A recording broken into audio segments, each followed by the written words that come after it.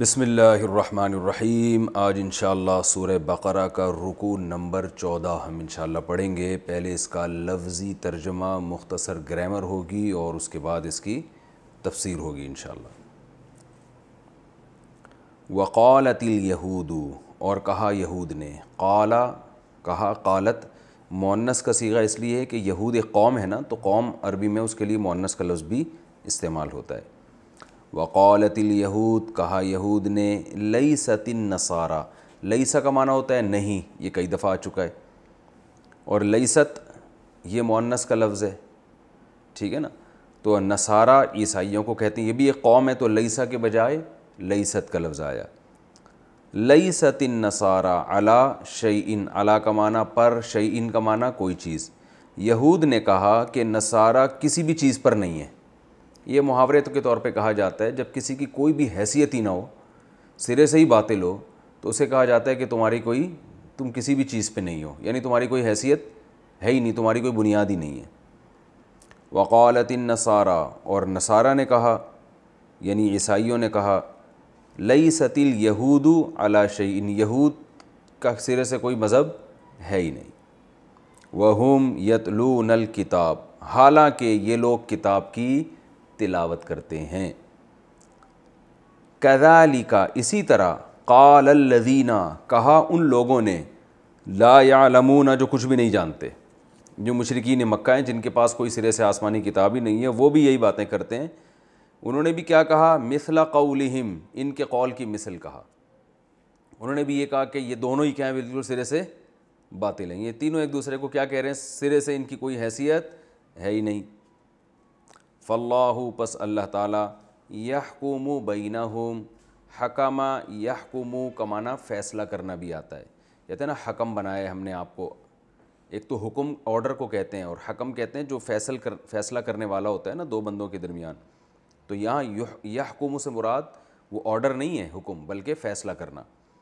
بس اللہ تعالیٰ یحکم بینہم، فیصلہ کرے گا ان کے درمیان، یوم القیامت، قیامت کے دن، فی ما، ان چیزوں میں، کانوا فیہ، جن چیزوں میں تھے یہ لوگ، یختلفون، اختلاف کرتے، جو ان کا تینوں فریقوں کا آپس میں اختلاف چل رہا ہے نا، اللہ قیامت میں ان کو بتا دے گا کون ٹھیک تھا۔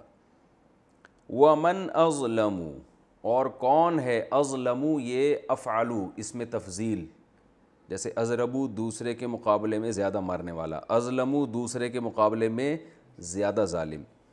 ومن اظلم، اور اس سے بڑا ظالم کون ہے، کس سے بڑا، من اصل میں یہ تھا من الگ تھا اور من الگ، من کا معنی سے، من کا معنی وہ شخص، اس شخص سے بڑا ظالم کون ہوگا، منع مساجد اللہ، جو روکے لوگوں کو اللہ کے گھروں سے۔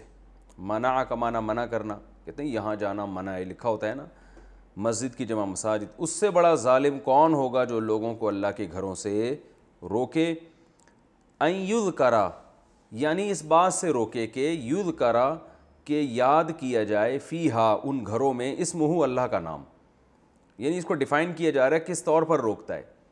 اس سے بڑا ظالم کون ہے جو لوگوں کو اللہ کے گھروں سے روکے، یعنی اس بات سے روکے کہ مسجد میں اللہ کا نام لیا جائے، اس کا تذکرہ کیا جائے۔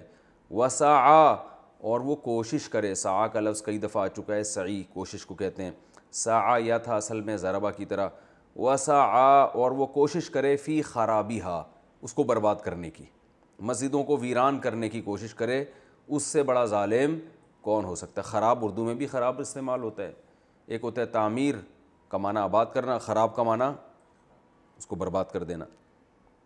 اولئک، یہ وہ لوگ ہیں، ما کان لہم، نہیں ہے ان کے لیے، ان یدخلوہا، یہ بات کہ یدخلو، کہ وہ داخل ہوں، ہاں ان مسجدوں میں، الا، مگر اس حالت میں، خائفین، کہ خوف کی حالت میں ہوں۔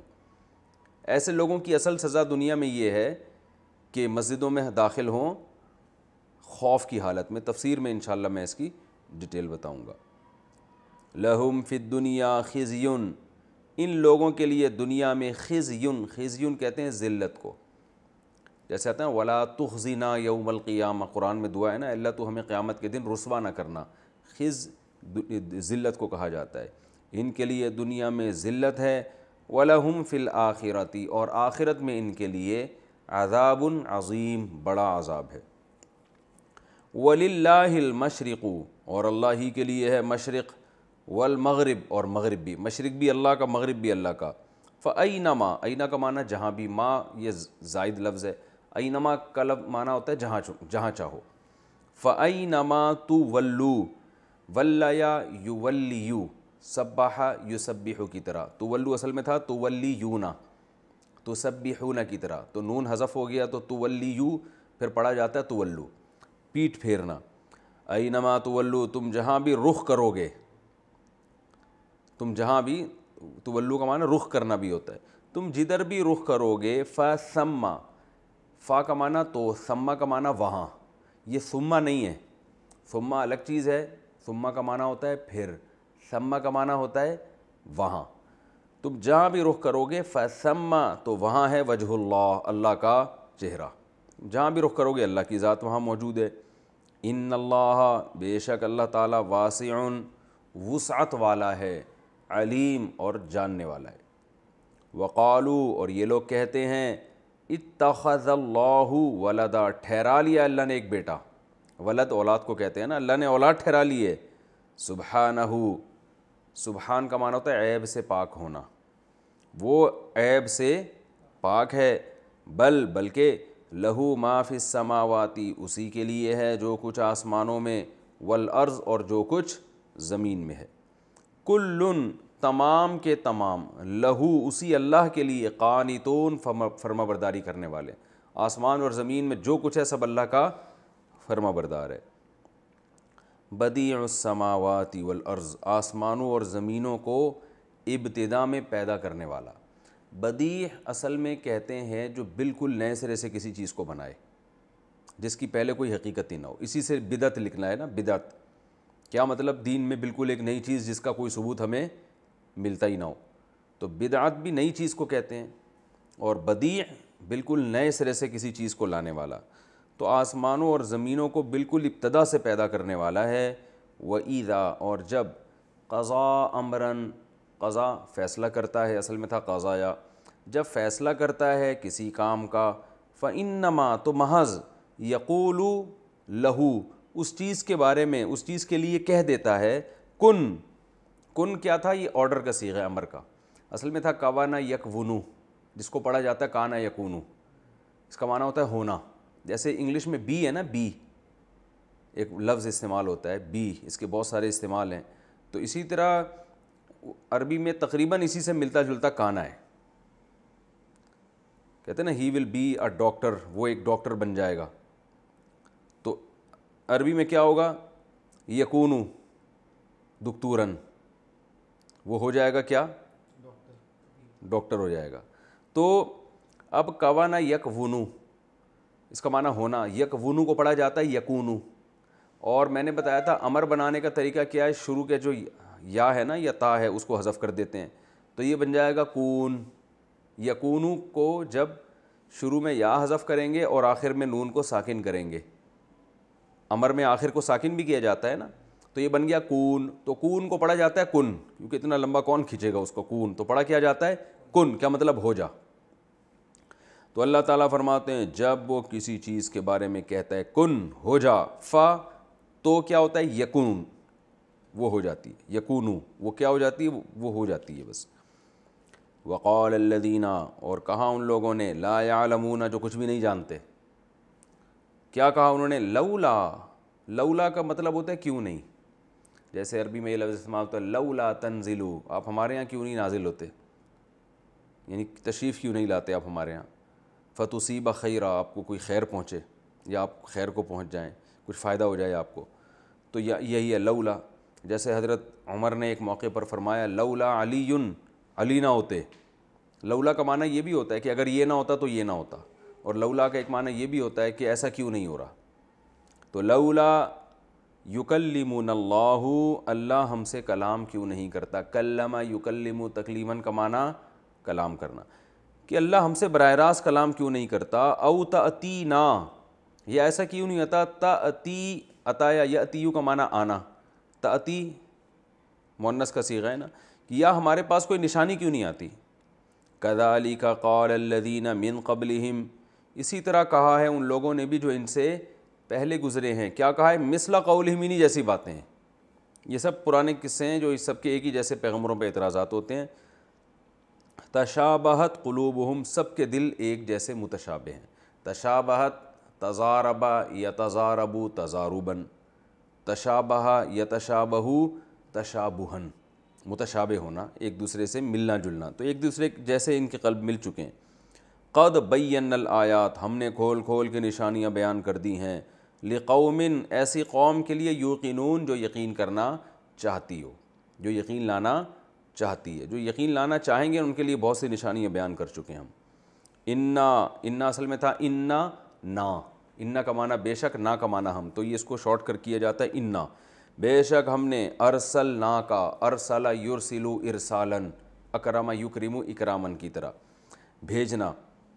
بے شک ہم نے بھیجا ہے آپ کو بالحق، حق کے ساتھ، بشیرن، خوشخبری دینے والا بھی، بشارت سے نکلا ہے، ونذیرن، اور ڈرانے والا بنا کے بھی. ولا تسألوا، اور آپ سے سوال نہیں کیا جائے گا، پیسو وائس ہے نا. ولا تسألوا، اور آپ سے سوال نہیں کیا جائے گا، عن اصحاب الجحیم، جحیم والوں سے، جہنم والوں کے بارے میں آپ سے سوال نہیں کیا جائے گا.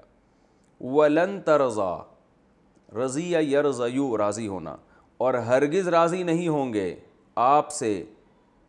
یہ ترضا اصل میں واحدہ مؤنث غائبہ کا صیغہ ہے. جیسے ہوتا ہے نا، ضربہ ضربا ضربو، ضربت ضربتا ضربنا، سوری، یضربو یضربانی یضربونا تضربو، تو یرزیو یرزیانی یرزیونا ترزیو. تو یہود کا لفظ چونکہ مؤنث ہے نا، اس لیے یرزا کے بجائے ترزا استعمال ہو رہا ہے. ولن ترضا، ہرگز راضی نہیں ہوں گے، عن کا آپ سے، الیہود، یہودی، ولا، اور نہ ہی النصارى، عیسائی، ہرگز آپ سے خوش نہیں ہوں گے، حتیٰ، یہاں تک کہ، تتبعا، آپ اتباع کرنا شروع کر دیں، ملتہم، ان کی ملت کی. جب تک ان کے مکمل فالو نہیں کریں گے آپ سے خوش نہیں ہوں گے. قل، لیکن آپ ان سے کہہ دیجئے، ان ھدی اللہ، بے شک اللہ کی جو ہدایت ہے، ھو الھدی، وہی کیا ہے؟ اصل اوریجنل ہدایت ہے. وَلَئِن، واو کا معنی اور، لام تاکید کے لیے، ان کا معنی اگر، اتبعتا، اس کو ملا کے پڑھتے ہیں ان اتبعتا، اصل میں تھا اتبعتا الگ ہے، ان الگ ہے، لیکن الف سائلنٹ ہو گیا تو کیا پڑھا جاتا ہے؟ وَلَئِن اتبعتا، اور اے نبی صلی اللہ علیہ وسلم اگر آپ نے اتباع کی، اہواءہم، ان کی خواہشات کی. ہوا کہتے ہیں خواہش کو، کہتے ہیں نا حرص و ہوا میں مبتلا ہو گیا ہے، اہواء اس کی جمع آتی ہے.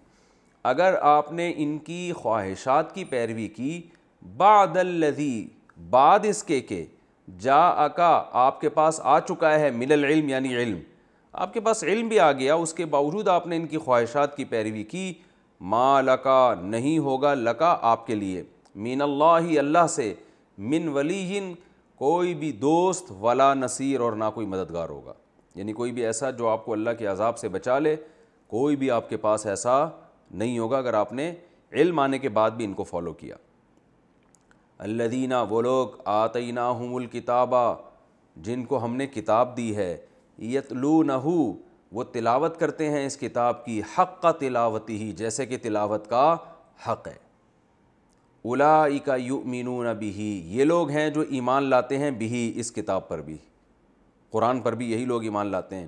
ومن یکفر بہ، اور جو اس قرآن کا انکار کرے گا، جو اللہ کی کتاب کا انکار کرے گا، فاولئک هم الخاسرون، یہی لوگ ہیں اصل خسارے والے. یہ تو اس کا لفظی ترجمہ ہو گیا. میں اس کی تھوڑی تفصیل بتاتا ہوں. ایک دفعہ یہود و نصارہ جمع ہوئے تو ان کے جب آپس میں بحث ہوتی تھی نا، تو یہ حد سے تجاوز کرتے تھے. اصولی طور پر عیسائی لوگ جو تھے وہ یہود کے مذہب کو فی نفسی ہی درست مانتے تھے، کیونکہ وہ مانتے تھے کہ تورات اللہ کی کتاب ہے، حضرت موسیٰ علیہ السلام بھی سچے پیغمبر ہیں، اور حضرت عیسیٰ علیہ السلام نے آ کے حضرت موسیٰ کی شریعت کو ختم بھی نہیں کیا تھا، بلکہ اس میں تھوڑی سی چینجنگ ہوئی ہے، باقی وہی شریعت باقی تھی. لیکن جب آپس میں دشمنیاں ہوتیں تو جیسے آج بھی آپ نے دیکھا ہوگا بہت سے لوگ جب آپس میں دشمنی کرتے ہیں تو جتنا جس کو مقام دینا چاہیے نا وہ بھی نہیں دیتے، بلکہ حد سے تجاوز کرتے ہیں. تو یہ بھی بعض دفعہ کیا ہوتے تھے، آپس، سب نہیں تھے، کچھ لوگ مل کے جب ان کے مناظرے ہوتے ہیں، بحثیں ہوتی، تو سامنے والے کو نیچا دکھانے کے لیے حد سے تجاوز کرنا شروع کر دیتے تھے۔ تو اسی قسم کا ایک واقعہ ہوا تھا جس پر اللہ تعالیٰ نے ان کی مذمت بیان کی۔ فرمایا یہود یہ کہتے ہیں کہ عیسائیوں کی کوئی سرے سے اوقات ہے ہی نہیں، حالانکہ غلط کہتے ہیں، کیونکہ تورات میں حضرت عیسیٰ علیہ السلام کی خوشخبریاں موجود ہیں۔ تو جو تورات پر ایمان لائے گا وہ حضرت عیسیٰ پر ایمان لائے گا اور عیسائی مذہب کو بھی درست قرار دے گا کہ فی نفسی وہ مذہب درست ہے۔ وہ الگ بات ہے کہ اب اس پر عمل منسوخ ہو چکا ہے۔ نبی صلی اللہ علیہ نیا نبی جب آتا ہے صلی اللہ علیہ وسلم تو ان کے آنے کے بعد پرانی شریعت منسوخ ہو جاتی ہے، لیکن اس کو یہ کہنا ہے کہ سرے سے اس کی کوئی حیثیت ہے ہی نہیں۔ اب بھی عیسائی مذہب میں کچھ چیزیں بالکل درست ہیں۔ عیسائی مذہب میں جو انجیل کی تعلیمات ہیں آج بھی اس میں زنا کو حرام قرار دیا گیا ہے، اور اس میں بہت ساری باتیں ہیں جو اسلام سے میچ کرتی ہیں، جو حضرت عیسیٰ کی۔ اب آپ کہیں کہ عیسائی مذہب میں سرے سے کوئی بات درست ہی نہیں ہے تو یہ غلط بات ہو جائے گی نا۔ جتنی بات غلط ہے اس کو تو بیان کیا جائے گا، جو صحیح ہے اس کو صحیح کہا جائے گا۔ تو اللہ نے فرمایا کہ یہ لوگ آپ اتنے غالی ہیں، یہ اسلام کہاں سے قبول کریں گے؟ یہ تو آپس میں حد سے تجاوز کرتے ہیں، افراط و تفریط سے کام لیتے ہیں۔ تو جو اتنا غالی ہو کہ جو چیز وہ 14ویں کے چاند کی طرح دیکھ رہا ہو اس کا انکار کر رہا ہوگا، تو وہ اے نبی آپ ان لوگوں سے کیا توقعات رکھتے ہیں؟ وہ آپ پر کیسے ایمان لے کر آئیں گے؟ تو اللہ فرماتے ہیں یہود یہ کہتے ہیں کہ نصارہ کی کوئی حیثیت نہیں ہے، ان کی کوئی اوقات نہیں ہے، حالانکہ ان کو پتہ ہے کہ تورات میں حضرت عیسیٰ کی خوشخبریاں ہیں۔ وقالت النصارى، اور ضد میں آ کے عیسائی کیا کہتے ہیں؟ لیست الیہود علی شیء، یہود کی سرے سے کوئی حیثیت ہے ہی نہیں۔ حالانکہ عیسائی کے مذہب میں یہ بات داخل ہے کہ جتنے پہلے پیغمبر ہیں ان سب پر ایمان لانا ہے، تو یہ بھی غلو ہے۔ وہم یتلون الکتاب، حالانکہ یہ دونوں فریق کتاب کی تلاوت کرتے ہیں۔ کتاب سے مراد آسمانی کتاب۔ وہ جو ہیں یہود وہ تورات کی تلاوت کرتے ہیں جس میں حضرت عیسیٰ کی خوشخبریاں ہیں، اور عیسائی انجیل کی تلاوت کرتے ہیں جس میں تورات کو برحق قرار دیا گیا ہے۔ تو اس کے باوجود یہ اعتدال سے تثابت کرتے ہیں، اور اللہ فرماتے ہیں چلو یہ تو پھر بھی کچھ جانتے ہیں نا، علم ان کو تو آسمانی کتابوں کا علم ہے۔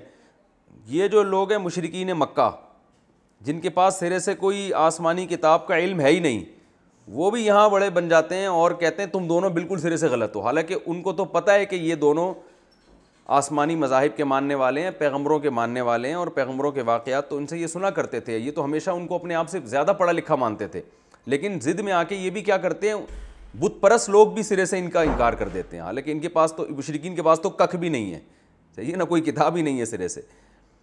تو اللہ فرماتے ہیں کذالک قال الذین، اسی طرح وہ لوگ بھی ایسی بات کی انہوں نے، لا یعلمون، جنہیں سرے سے کوئی علم ہے ہی نہیں، انہوں نے بھی کیا کہا، مثل قولہم، یعنی یہود و نصارہ جیسا قول، کہ تمہاری دونوں کی کوئی حیثیت سرے سے ہے ہی نہیں۔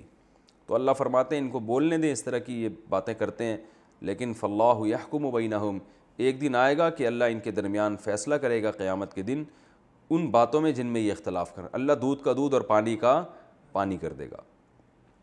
تو یہ بتانے سے مقصد ہے افراط و تفریط، کہ یہ غلو کا شکار ہیں لوگ، اور جو غلو کا شکار لوگ ہوتے ہیں ان کے لیے ہدایت پر آنا مشکل ہوتا ہے۔ پھر ایک اور چیز اللہ نے بیان کی کہ اس سے بڑا ظالم کون ہوگا جو لوگوں کو مسجدوں میں آنے سے روکے۔ اب مفسرین نے اس آیت کا مصداق مختلف واقعات بیان کی ہیں کہ کس واقعے کی طرف اشارہ ہے اس میں۔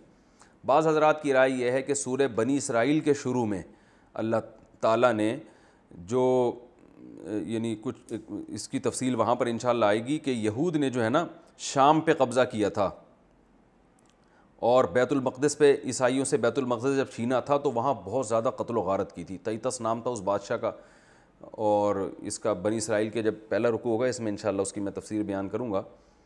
تو اس وقت بہت زیادہ قتل و غارت کیا کیونکہ انہوں نے عیسائیوں سے مسجد اقصیٰ کو چھینا تھا اس وقت، اور کہا تھا یہ ہمارا قبلہ ہے۔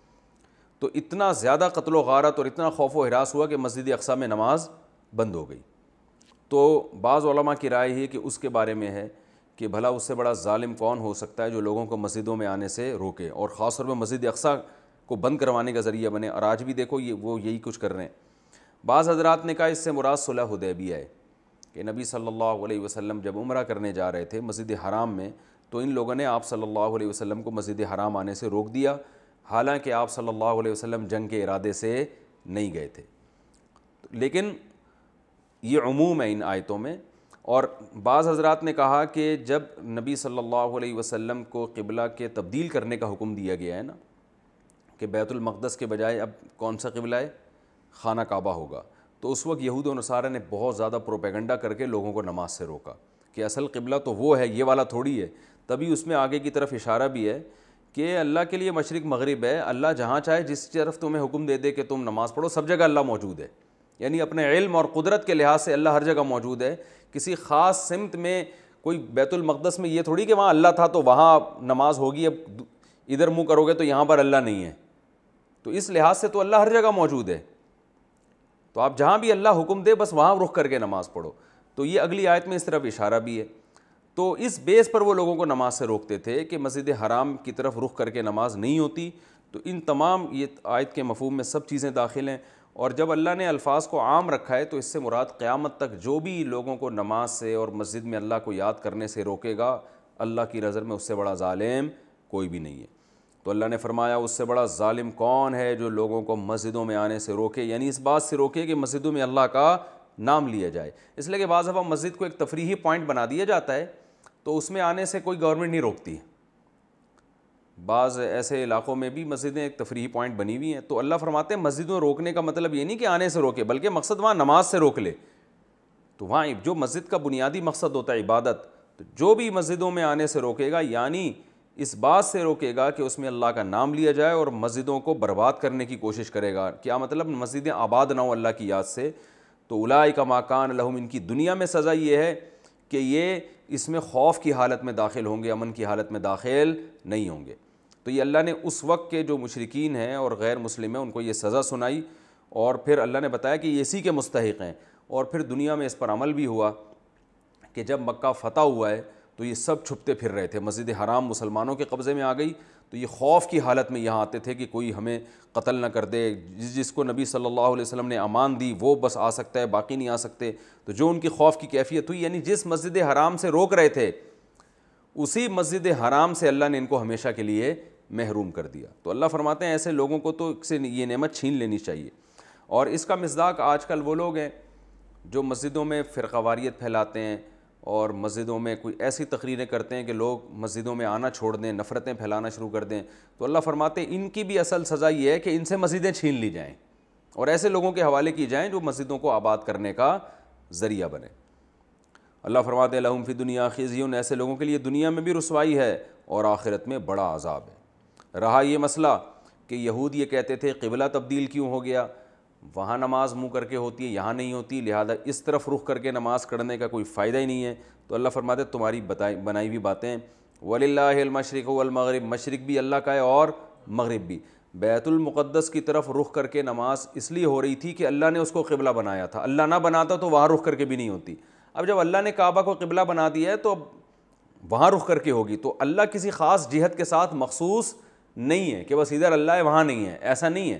جہاں اللہ کہے گا وہاں رخ کر کے نماز ادا ہو جائے گی، کیونکہ مشرق بھی اللہ کا مغرب بھی اللہ کا. تو اللہ کو یہ رائٹ ہے کہ کسی بھی جگہ کو اپنا گھر قرار دے سکتا ہے. تو اللہ نے فرمایا تم جہاں بھی رخ کرو گے وہاں اللہ کی ذات موجود ہے. تو علماء کہتے ہیں علم اور قدرت کے لحاظ سے اللہ ہر جگہ موجود ہے.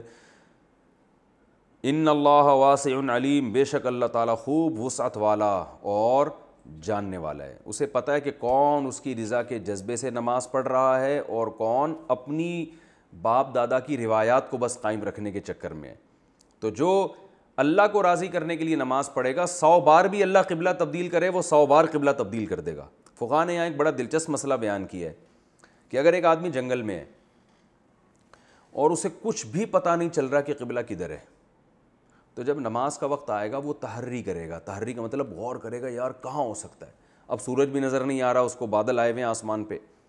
تو علماء کہتے ہیں کہ جب وہ نماز پڑھے گا نا تو جدھر اس کا مائنڈ جا رہا ہے ادھر رخ کر کے نماز شروع کر دے، کیونکہ اب اس کے بس میں اس کے علاوہ کچھ بھی نہیں ہے. اب اس کا مائنڈ اگر چینج ہو گیا نا کہ یار میرا خیال ہے میں غلط سمت میں کھڑا ہوا ہوں بلکہ قبلہ تو لیفٹ سائڈ پر ہے، تو نماز کے دوران ہی گھوم جائے وہ. پھر اس کا مائنڈ چینج ہوا نہیں یار مجھے لگتا ہے کہ رائٹ سائڈ پہ ہے، تو نماز کے دوران ہی رائٹ پہ ہو جائے. تو چاروں سمتوں میں 2 رکعتیں مکمل کرے گا لیکن نماز اس کی ادا ہو جائے گی. اور اسی آیت سے علماء نے استدلال کیا ہے کہ بھائی اس کے بس میں جو تھا وہ اس نے کر لیا، تو اب 4 اپوزٹ سمت میں بھی نماز پڑھے گا، نماز ہو جائے گی. بلکہ اس سے بھی زیادہ عجیب مسئلہ فقہاء نے بیان کیا ہے اسی آیت کی روشنی میں کہ اگر 5 آدمی جمع ہیں جنگل میں اور نماز کا ٹائم ہے, ان کو سمجھ میں ہی نہیں آ رہا قبلہ کدھر ہے. اب ایک نے امام بننا ہے, دوسرے اس کے مقتدی ہیں. امام کا خیال ہے کہ قبلہ ادھر ہے, تو امام امامت کرے گا اور اس طرف رخ کرے گا. مقتدی کا خیال ہے کہ قبلہ ادھر ہے, مقتدی اس کے پیچھے نماز کی نیت کرے گا لیکن یہ ادھر رخ کر کے نماز پڑھے گا. یہ عجیب سی جماعت ہوگی کہ ایک مقتدی کا رخ ادھر ہے, ایک کا رخ ادھر ہے, ایک کا رخ ادھر ہے. البتہ فقہا کہتے ہیں کہ ایک مقتدی کی رائے یہ ہے کہ جہاں امام کا رخ ہے نا, قبلہ بالکل اپوزٹ سائڈ پر ہے, تو وہ پھر اپنی نماز پڑھے گا, وہ امام کے پیچھے نہیں پڑھے گا. اپنی اس لیے پڑھے گا کہ جب وہ ادھر رخ کر کے نماز پڑھے گا تو وہ امام کے پیچھے کہلائے گا نہیں پھر وہ. اور مقتدی کے لیے یہ ضروری ہے کہ وہ امام کے پیچھے کھڑا ہو, کیونکہ جب وہ ادھر رخ کر کے نماز پڑھے گا تو یہ امام کے پیچھے نہیں ہوگا بلکہ امام اس کے پیچھے ہو جائے گا, اس کی رائے کے مطابق. تو اس لیے وہ شخص جس کا رخ بالکل امام کے اپوزٹ ہو وہ تو انفرادی نماز پڑھے گا, باقی کوئی ادھر منہ کر کے پڑھے گا, کوئی ادھر منہ کر کے پڑھے گا, کوئی ادھر ترشی, کوئی ادھر, سب کی جماعت سے نماز ہو جائے گی. تو یہ مطلب ہے کہ بھائی جب جہاں اللہ نے تمہیں کہہ دیا رخ کر کے نماز پڑھو تو بس وہیں نماز ہوتی ہے. تو اب اللہ نے کہا ہے کہ جنگل میں تمہیں جدھر سمجھ میں آئے ادھر ہی رخ ہوگا, کیونکہ اب ہمارے پاس اس کے علاوہ تو کوئی دلیل ہے نہیں جنگل میں. تو بس جس کے یہی ہے کہ فاتقوا اللہ ما استطعتم, اللہ نے فرمایا جتنی استطاعت ہے اتنا اللہ سے ڈرو.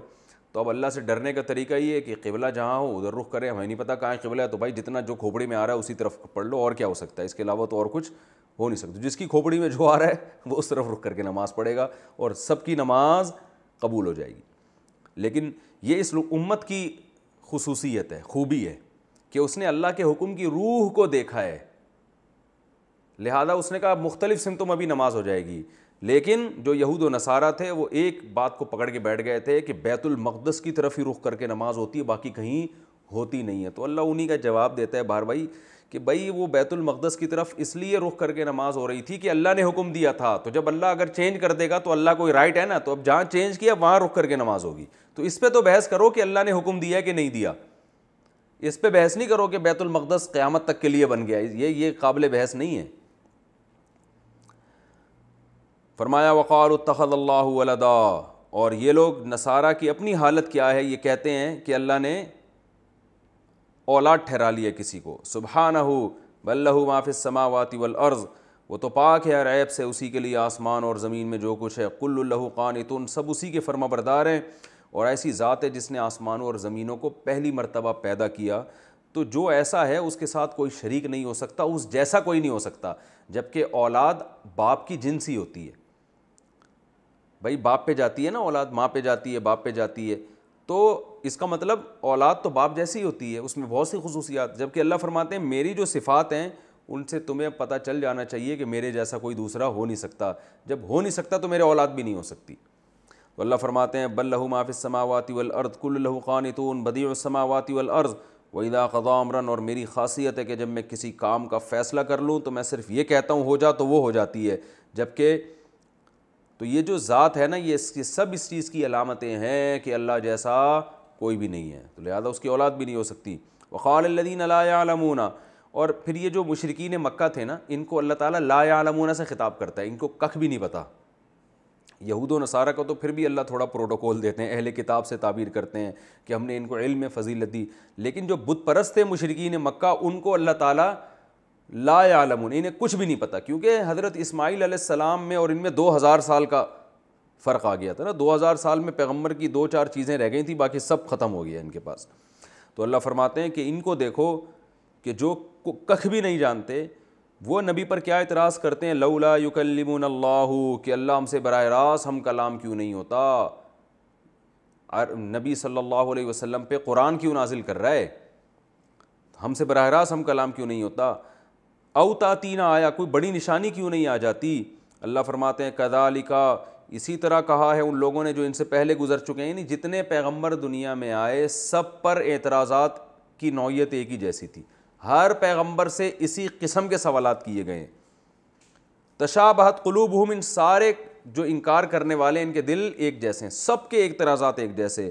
اللہ فرماتے قد بینا الآیات, ہم تو نشانیاں کھول کھول کے بیان کر چکے ہیں. یہ کہہ رہے ہیں کہ نشانی نہیں دکھاتے, نشانی نہیں, تو نشانی نہیں, آیا نہیں بلکہ الآیات دکھا چکے ہیں ہم ان کو. وہ معجزے بھی ہیں رسول اللہ صلی اللہ علیہ وسلم کے, اور وہ آپ کے برحق ہونے کے دلائل بھی ہیں جو بکھرے ہوئے ہیں قرآن میں بھی اور دوسرے مواقع پر بھی. فرمایا لیکن ان لوگوں کے لیے جو یقین لانا چاہتے ہیں، جو نہیں چاہتے ان کو پھر جتنی نشانیاں دکھا دی جائیں ان کے لیے کوئی نشانی بھی ایسی نہیں ہے جو ان پر اثر کرے۔ انا ارسلناک بالحق بشیرا ونذیرا، یہ نبی صلی اللہ علیہ وسلم کو تسلی دی جا رہی ہے کہ آپ ان کے اعتراضات سے پریشان نہ ہوں، بے شک ہم نے آپ کو حق کے ساتھ بھیجا ہے، آپ کا کام ہے خوشخبری سنا دینا ان لوگوں کو جو ایمان لائے اور نیک اعمال کریں، ونذیرا، اور آپ کا کام ہے ڈرا دینا ان لوگوں کو جو ایمان نہ لائیں اور نیک عمل نہ کریں۔ تو آپ سے ان جہنم والوں کے بارے میں سوال نہیں ہوگا کہ یہ کیوں گئے جہنم میں، کیونکہ نبی صلی اللہ علیہ وسلم جب یہ اعتراضات سنتے تھے نا، میں جب تفسیر پڑھتا تھا نا تو میں کہتا تھا یار اللہ تعالیٰ نبی صلی اللہ علیہ وسلم کو قرآن میں اتنی زیادہ تسلیاں بار بار کیوں دیتے ہیں؟ فَلَعَلَّكَ بَاخِعٌ نَفْسَكَ عَلَىٰ آثَارِهِمْ، قرآن میں آتا ہے کہ اے نبی ایسا لگتا ہے کہ آپ اپنی جان ہی نہ ہلاک کر دیں ان کے پیچھے، آپ اتنے غمزدہ ہوتے ہیں، تو آپ سے سوال نہیں ہوگا ان کے بارے میں۔ پھر یہاں بھی اللہ نے فرمایا، اور بھی قرآن میں یہ موضوع بار بار آئے گا کہ نبی کو تسلی دی جا رہی ہے کہ آپ فکر نہ کریں۔ تو میں کہتا تھا اتنا زیادہ کیوں ہے؟ لیکن جب آدمی خود اس فیلڈ میں آتا ہے نا تبلیغ کی لائن میں، اور جب بیہودہ اعتراضات لوگوں کے سنتا ہے اور پڑھے لکھے لوگوں کی طرف سے الٹے الٹے اعتراضات سنتا ہے، تو واقعی دل کی جو کیفیت ہوتی ہے نا، تو اس سے اندازہ ہوتا ہے یار نبی کی کیا حالت ہوتی ہوگی۔ اچھے اچھے پڑھے لکھے لوگ الٹے الٹے اعتراضات کر رہے ہوتے ہیں بیہودہ قسم کے، انہیں دلائل سے بات سمجھاؤ تو پھر وہ جواب الٹا جواب آگے سے ملتا ہے، تو آدمی کہتا ہے یار یہ پڑھے لکھے لوگوں کی سمجھ میں بات نہیں آ رہی۔ تو یہ انسان کی فطرت ہے، کوئی اگر پتھر کا بنا ہوا اسے تو تکلیف نہیں ہوگی، لیکن اگر مٹی کا بنا ہوا انسان ہے تو واقعی وہ بیہودہ اعتراضات سے انسان ٹینشن میں آتا ہے۔ تو نبی صلی اللہ علیہ وسلم بھی ان کے اس طرح کے اعتراضات کہ اللہ براہ راست ہم کو بتائے کہ یہ برحق ہیں، وہ بھائی اللہ اگر براہ راست ہر ایک سے ہم کلام ہوگا پھر آزمائش تو ختم ہو گئی نا، وہ تو ایک کو کان سے پکڑ پکڑ کے اللہ ہدایت پہ زبردستی چلاتا رہے گا۔ تو جیسے وہ ایک ملحد تقریر کر رہا تھا کہ اللہ اگر ہے تو اپنے ہونے کا ثبوت کیوں نہیں دیتا؟ بھائی اللہ نے بہت سارے ثبوت دے دیے اپنے ہونے کے، اب یہ کہ اللہ زمین پہ اتر کے بتائے میں ہوں، تو پھر تو آزمائش ہی ختم ہو گئی نا، پھر تو ایمان لانے والوں میں اور نہ لانے والوں میں وہ تو آخرت میں سبھی مان لے آئیں گے جنت اور جہنم کو دیکھ کر۔ تو یہ کیسا بے اعتراض ہے؟ تو اللہ تو ہونے کا ثبوت دیتا ہے مگر وہ ثبوت میں غور کرنا پڑتا ہے، تو شہوت پرست لوگ غور نہیں کرتے، جو عقل مند ہوتے ہیں وہ غور کر کے ایمان لے آتے ہیں۔ تو اس طرح کے اعتراضات اتنے زیادہ ہوتے تھے، تو اللہ نے فرمایا اے نبی ہم نے آپ کو حق کے ساتھ بھیجا ہے، آپ کا کام ہے پیغام پہنچا دینا، آپ کا کام صرف اور صرف کیا ہے؟ پیغام پہنچا دینا۔ ایمان نہیں لاتے، اعتراضات کرتے رہتے ہیں، یہ آپ کی ذمہ داری نہیں ہے، تو آپ ٹینشن نہ لیں، کیونکہ لا تسألوا عن اصحاب الجحیم، جہنم والوں سے آپ کے بارے میں سوال، جہنم والوں کے بارے میں آپ سے سوال نہیں ہوگا کیوں جہنم میں گئے، آپ سے صرف یہ سوال ہوگا آپ نے میرا پیغام ان تک پہنچایا کہ نہیں پہنچایا۔ اب ایمان لائیں نہ لائیں یہ آپ کا مسئلہ نہیں ہے۔ اور ایک اور تسلی کی بات کی کہ یہ جو یہود و نصارہ اعتراضات کر کر کے قبلہ تبدیل ہو گیا تو یہ کیوں ہو گیا، تو یہ کیوں ہو گیا، یہ اتنا زیادہ انہوں نے جو آپ کو ٹینشن دی ہوئی ہے، تو آپ یہ نہ سمجھیں کہ ان کی باتیں آپ مان لیں گے تو یہ خوش ہو جائیں گے آپ سے۔ یہ بھی ایک تسلی کی بات ہے نا، کہ فرمایا کہ لن ترضی عنک الیہود ولا النصارى، یہ اس وقت تک خوش نہیں ہوں گے جب تک ان کو پورا مکمل فالو نہیں کریں گے، یہ آدھے آدھے پہ بھی راضی نہیں ہونے والے، اور ظاہر ہے آپ نے ان کو مکمل فالو کرنا نہیں ہے تو ان کو اپنے حال پہ چھوڑ دیں، بس اللہ کا پیغام پہنچاتے رہیں، اور آپ ان کو واضح بتا دیں ان ھدی اللہ ھو الھدی، ہدایت وہ ہے جو اللہ کی طرف سے ہو، تمہارے کہنے سے سیدھا راستہ متعین نہیں ہوتا، جو جس راستے کو اللہ کہے گا وہ ہے۔ اور آگے نبی صلی اللہ علیہ وسلم کو بھی اللہ نے تنبیہ فرمائی کہ اگر آپ نے ان کی خواہشات کی اتباع کی، آپ کے پاس حالانکہ علم بھی آ چکا ہے، دلائل بھی آ چکے ہیں اسلام کے برحق ہونے کے، تو اگر آپ نے ان کے دباؤ میں آ کے ان کی جو آپ کو یہ ٹارچر کر رہے ہیں ذہنی طور پر، ان کو فالو کرنا شروع کر دیا، تو آپ بھی یاد رکھیں آپ کا اللہ کی طرف سے کوئی دوست اور مددگار نہیں ہوگا۔ یہ اس لیے بتایا گیا ان لوگوں کو مایوس کرنے کے لیے، نبی صلی اللہ علیہ وسلم سے تو یہ توقع ظاہر نہیں ہے توقع کہ آپ ان کو فالو کریں گے، لیکن قرآن میں اللہ نے یہ آیتیں نازل کر کے یہود و نصارہ کو مایوس کر دیا ہے کہ بھائی ہم نے اپنے نبی کو صاف لفظوں میں حکم دیا ہے کہ آپ کو فالو نہیں کرنا، نبی صلی اللہ علیہ وسلم آپ کو فالو نہیں کریں گے کیونکہ اللہ نے صاف لفظوں میں آپ کو اس کام سے منع کر دیا ہے۔ آگے اللہ تعالیٰ فرماتے ہیں نبی صلی اللہ علیہ وسلم کو بھی اس میں دوبارہ تسلی ہے کہ آپ کی دعوت اتنی برحق ہے اور آپ جو دین لے کر آئے ہیں اتنا برحق ہے کہ یہود و نصارہ میں جو لوگ اپنی کتابوں کی تلاوت کرتے ہیں اور صحیح طرح سے تلاوت کرتے ہیں جیسے کہ تلاوت کا حق ہے، تو وہ یقیناً آپ پر ایمان لے کر آئیں گے۔ فرمایا الذین آتیناہم الکتاب، وہ لوگ جن کو ہم نے کتاب دی ہے یعنی تورات اور انجیل دی ہے، یتلونہ حق تلاوتہ، یہاں پر وہم کا لفظ مقدر ہے، مقدر کا مطلب چھپا ہوا ہے، یعنی وہم یتلونہ، اور وہ اس کی تلاوت کا حق بھی ادا کرتے ہیں. تو اولئک یؤمنون بہ، یہ لوگ ہیں جو اس کتاب پر یعنی قرآن پر بھی ایمان لائیں گے. ومن یکفر بہ، جو اس قرآن کا انکار کرے گا وہ لوگ خسارے والوں میں سے ہیں. تو یہ تو اس رکوع کا میں نے تفسیر بیان کی. اس میں ہمیں اسباق کیا ملتے ہیں، جلدی جلدی تھوڑا ٹائم رہ گیا 3-4 منٹ میں اس کو بیان کر دیتا ہوں. پہلی بات ہمیں اس رکوع سے جو پہلا سبق ملتا ہے وہ یہ کہ ہمیں کسی کی بھی مخالفت میں حد سے کبھی بھی تجاوز نہیں کرنا چاہیے. جتنا جو غلط ہو اس کو اتنا ہی غلط کہنا چاہیے. جیسے کہ قرآن نے بتا دیا کہ یہود و نصارے ایک دوسرے کا سرے سے انکار ہی کر دیتے ہیں، بعض یہود و نصارہ، اور مشرکین مکہ بھی بالکل ہی جڑ سے اکھاڑ. حالانکہ مشرکین تو خود ان سے معلومات لیا کرتے تھے اور ان کا ادب کرتے تھے کہ یہ ہم سے زیادہ پڑھے لکھے ہیں اور یہ پیغمبروں پر ایمان رکھنے والے لوگ ہیں، تو یہ تو خود مانتے تھے. لیکن جب بحث ہوتی ہے تو بالکل حد سے تجاوز کرتے ہیں. تو پہلا ہمیں اس رکوع سے یہ سبق ملا. دوسرا سبق ملا کہ اللہ کی یاد سے کسی کو روکنا یہ بہت بڑا ظلم ہے. اچھا یہ بات خوب یاد رکھیں، قرآن میں جو آتا ہے نا اس سے بڑا ظالم کون ہے جو یہ کام کرے، تو یاد رکھیں یہ جو لفظ ہے نا اس سے بڑا ظالم، یہ اور بھی گناہوں کے بارے میں آئے کہ اس سے بڑا ظالم کون ہے جو اللہ کے ساتھ شرک کرے، اس سے بڑا ظالم کون ہے افتراء علی اللہ کذبا، جو اللہ پہ جھوٹ باندھے. تو اب قرآن سب سے بڑا ظالم اللہ پہ جھوٹ باندھنے والے کو بھی قرار دے رہا ہے، قرآن سب سے بڑا ظالم قاتل کو بھی قرار دے رہا ہے، قرآن سب سے بڑا ظالم ان کو بھی قرار دے رہا ہے جو لوگوں کو مسجدوں سے روکیں. تو یہ سب سے بڑے ظالم، ظاہر ہے سب سے بڑا تو ایک ہی ظالم ہوگا نا. تو اس کا مطلب کیا ہوتا ہے یہ خوب سمجھیں. جب بھی قرآن کہتے ہیں نا اس سے بڑا ظالم کون ہوگا، تو آگے جو برائی بیان ہوتی ہے نا اس برائی کی نوعیت میں سب سے بڑا ظالم یہ ہے. مثال کے طور پر قرآن کہہ رہا ہے اس سے بڑا ظالم کون ہے جو لوگوں کو مسجدوں میں آنے سے روکے. تو پتہ چلا روکنا ایک عمل ہے، تو روکنے کا عمل جہاں بھی ہوگا تو روکنا جب بھی برا ہوگا تو سب سے برا مسجد سے روکنا ہوگا.